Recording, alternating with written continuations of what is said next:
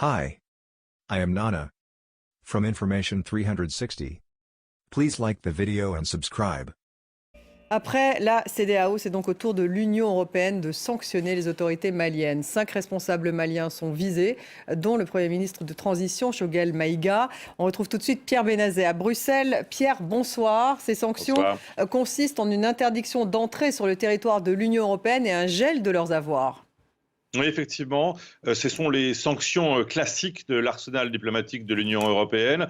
Interdiction d'entrer sur le territoire européen qui consiste aussi en une interdiction de transit par le territoire des 27. La décision a été publiée dans le journal officiel de l'Union européenne et c'est bien spécifié dans ce double texte publié aujourd'hui, un règlement et une décision. De même, le gel des avoirs est assorti d'une interdiction pour tout résident dans l'Union européenne de mettre à disposition des 5 personnes sanctionnées au Mali aujourd'hui, de mettre à leur disposition des fonds provenant d'Europe. Donc, alors vous l'avez dit, effectivement, le Premier ministre de transition, Choguel Maïga, est sur la liste des personnes sanctionnées, ainsi d'ailleurs que 2 autres officiers supérieurs, en particulier Ismaël Ouagé et Malik Dio, qui sont ainsi sanctionnés pour leur rôle par l'Union européenne, sanctionnés pour leur rôle dans le renversement du président Keïta. 2 autres ministres du président de transition sont aussi sur la liste. Il faut noter que ce sont 2 proches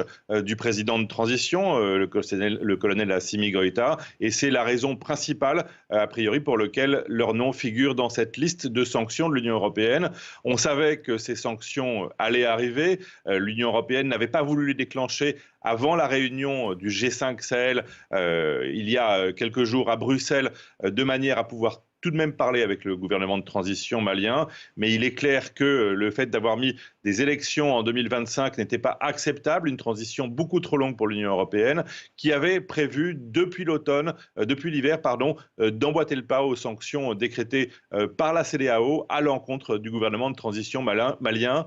C'est fait aujourd'hui et évidemment, les événements des derniers jours ont contribué à cette décision prise par l'Union européenne, alors qu'on est à moins de 15 jours du sommet entre l'Union européenne et l'Union africaine qui doit se tenir à Bruxelles les 17 et 18 février prochains. Merci Pierre. Pierre Benazet en direct de Bruxelles.